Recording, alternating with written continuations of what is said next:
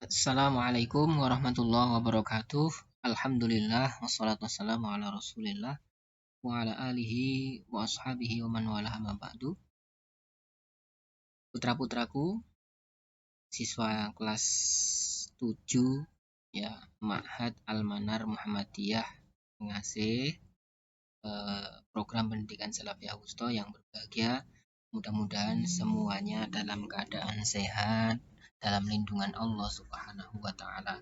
Amin ya rabbal alamin. Baik, eh, minggu lalu adalah pelajaran IPA, sekarang IPS. Ya, untuk IPS kita lanjutkan pada semester yang kedua ini, yaitu berkaitan dengan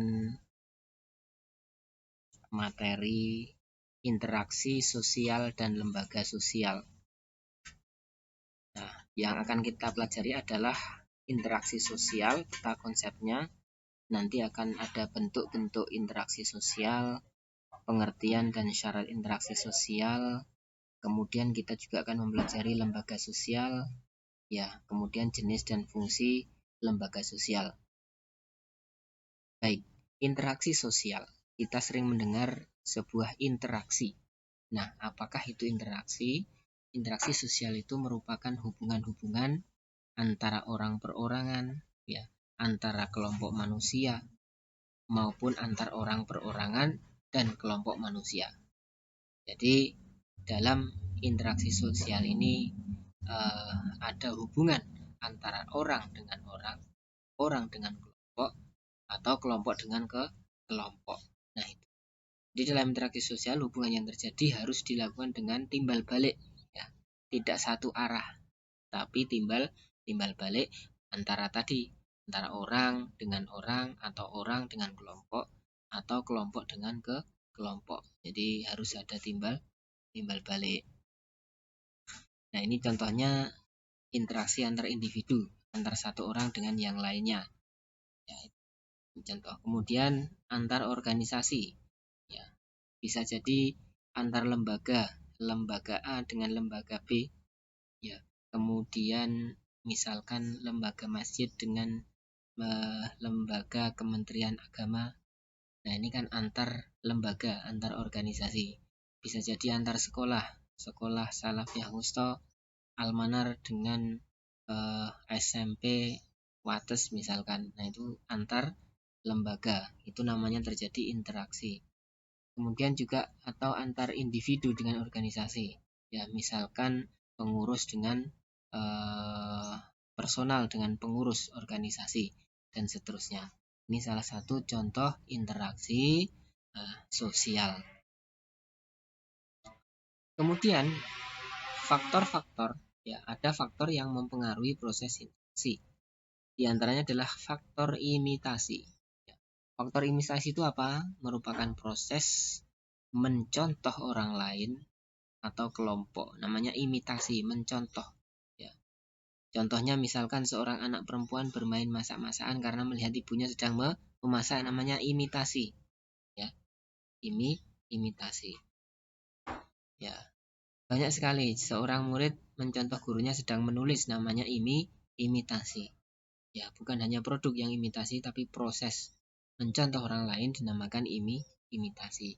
Maka ada produk yang persis dengan produk lain, namanya produk imitasi. Ya, tiruan, suka meniru. Kemudian faktor sugesti. Apa itu faktor sugesti? Merupakan pengaruh yang dapat menggerakkan hati seseorang. Ya, sugesti. Contoh, pasien yang akan berobat ke dokter, pasien tersebut bersugesti, kena sugesti, oh sembuh insya Allah, ya, ya, dengan adanya sugesti dari dokter, ya. Kemudian yang selanjutnya adalah faktor identifikasi. Identifikasi adalah kecenderungan atau keinginan seseorang untuk menjadi sama dengan orang lain, namanya identifikasi.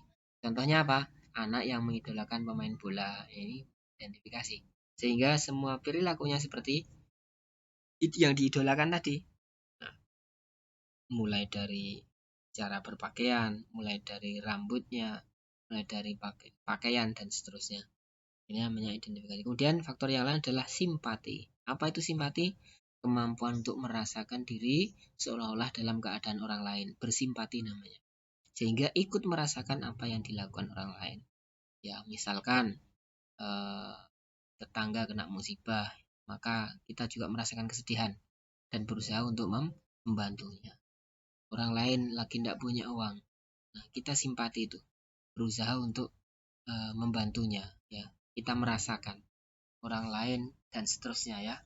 Nah, itulah faktor-faktor yang mempengaruhi proses interaksi sehingga terjadi imbal balik antara orang satu dengan orang yang lainnya. Nah, ciri-ciri interaksi sosial diantaranya adalah jumlah pelaku lebih dari seorang. Ya, bisa 2 atau lebih. Kalau hanya 1 orang maka tidak akan imbal balik. Ngomong sendiri namanya. Ya, ya. Nah, seperti yang sekarang guru dengan laptop ya, ngomong sendiri. Nah, ini ada interaksi tapi interaksi tidak langsung dengan orang lain karena akan berinteraksi dengan murid-muridnya melalui perantara media laptop, kan? Ya. Tapi kalau hanya sendiri, nah, tidak ada interaksi dengan orang lain, ya itu dikatakan, ya, ditanyakan nanti orang itu sedang ngapain ya, atau kurang sehat. Nah, berlangsung secara timbal balik. Ya, timbal balik antara orang satu dengan orang yang lainnya. Kemudian adanya komunikasi antar pelaku. Terjadi komunikasi tidak hanya diam-diaman. Diam-diaman berarti tidak ada interaksi. Ini yang keempat adanya satu tujuan tertentu. Ya, adanya interaksi itu tujuannya tertentu. Banyak tujuan. Tujuannya untuk organisasi, tujuannya untuk rapat, tujuannya untuk berjual beli, tujuannya untuk sewa menyewa, tujuannya untuk apapun. Pasti ada tujuannya interaksi. Atau hanya sekedar bercanda, namanya ada tujuan. Jadi interaksinya itu ada tujuan. Nah, nanti ada tujuan positif, ada tujuan negatif. Tujuan negatif tentu yang melanggar aturan-aturan, baik itu aturan dari Allah Subhanahu wa taala maupun aturan negara. Jadi kalau yang positif ya maka sesuai dengan syariat Islam dan tidak melanggar aturan atau hukum-hukum negara dan hukum norma-norma sosial, ini positif ya. Itu positif. Baik, silahkan dirangkum keterangan di atas, kemudian berikan contoh bentuk interaksi di lingkungan masyarakat sekitarmu. Silahkan dikerjakan di Google Form. Demikian kurang lebihnya maaf. Assalamualaikum warahmatullahi wabarakatuh.